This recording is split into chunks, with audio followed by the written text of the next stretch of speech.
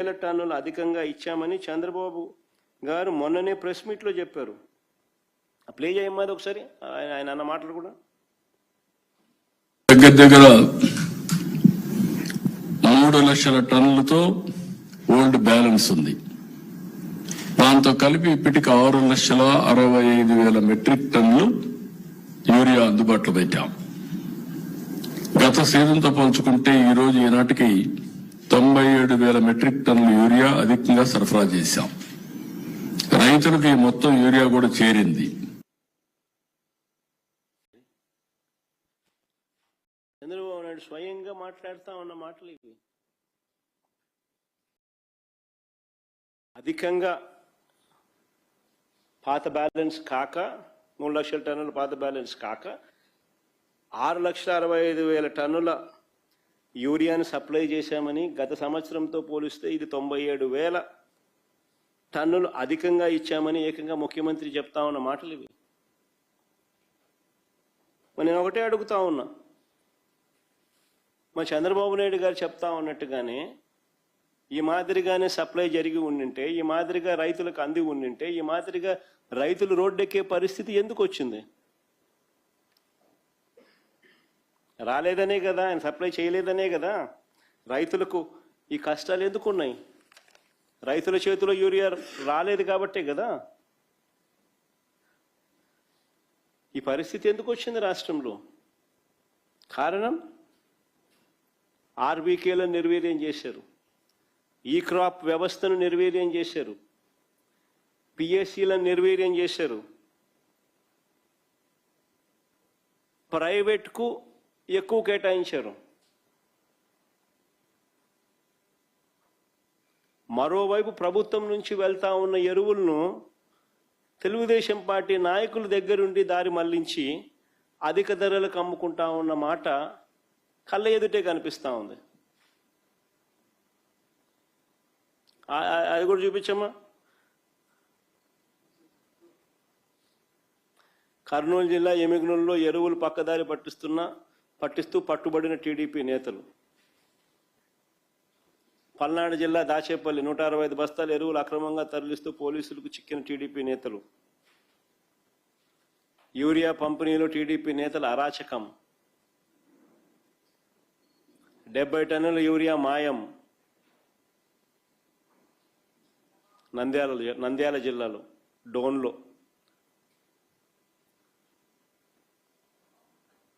అంటే ఒకవైపున ప్రభుత్వం నుంచి వెళ్ళిన యూరియా అంతా కూడా, ఎరువులన్నీ కూడా టీడీపీ నాయకులు దారి మళ్లించి అధిక ధరలకు అమ్ముకుంటా ఉన్న పరిస్థితి.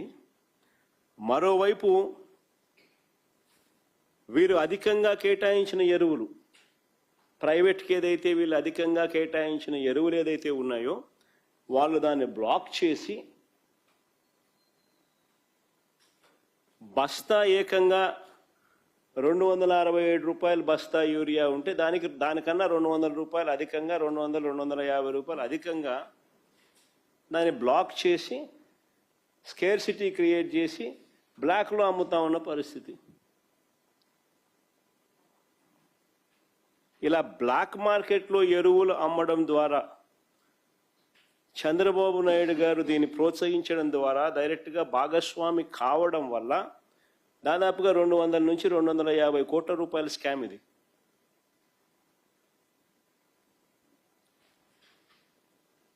రైతులను పీడించి స్కాములు చేసి కింద నుంచి పైదాకా అందరూ పంచుకున్నారు.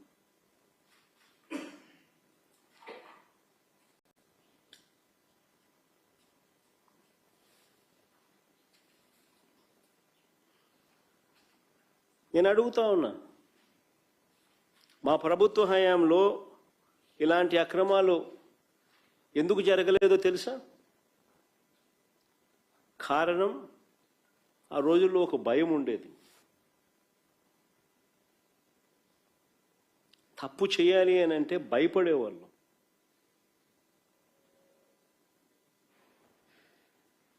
ఈరోజు దగ్గరుండి చంద్రబాబు నాయుడు గారి దగ్గరుండి స్కామ్లో భాగస్వామి అయి దీన్ని ప్రోత్సహిస్తూ ఉన్నాడు.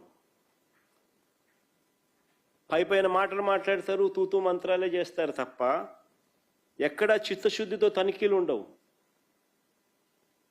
ఎక్కడా చిత్తశుద్ధితో ఎవరిని కూడా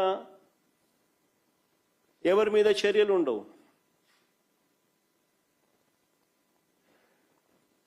మా ప్రభుత్వ హయాంలో కలెక్టర్లతో ఎస్పీలతో జరిగే నెల జరిగేది వీడియో కాల్. ఎస్పీలకు కలెక్టర్లకు మ్యాండేట్ ఇచ్చేవాళ్ళం. బ్లాక్ మార్కెటింగ్ అనేది కనిపిస్తే మీ ఉద్యోగాలు పోతాయని.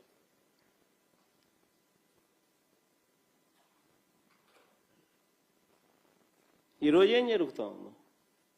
దగ్గరుండి స్కాములో మీరు కూడా భాగస్వాములు అయినారు కాబట్టి విచ్చలు విడిగా జరగనిస్తూ ఉన్నారు, తూతూ మంత్రంగా మాట్లాడుతూ ఉన్నారు. అంతే, ఎక్కడ చిత్తశుద్ధి లేదు, ఎవరి మీద చర్యలు ఉండవు. అంతా దోచుకో, పంచుకో, తినుకో, నాకింత, నీకింత, ఇంకొకరికింత. సిస్టమేటిక్ పద్ధతుల్లో దోచుకోవడం, పంచుకోవడం, తినడం కంటి కనపడతా ఉంది. రైతులను ఈ మాదిరిగా ఇబ్బందులు పాలు చేస్తూ, రైతుల జీవితాలతో చెలగాటలాడుతూ స్కాములు చేస్తూ ఉన్న ఈ పెద్ద మనుషులు అసలు మనుషులేనా అని అడుగుతా ఉన్నా.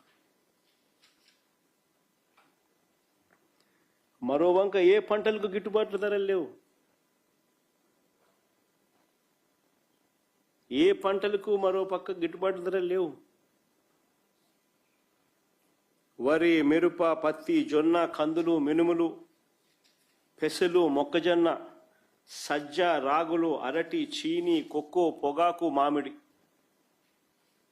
ఏ పంటలకు కూడా గిట్టుబాటు ధరలు గత సంవత్సరంలో లేవు.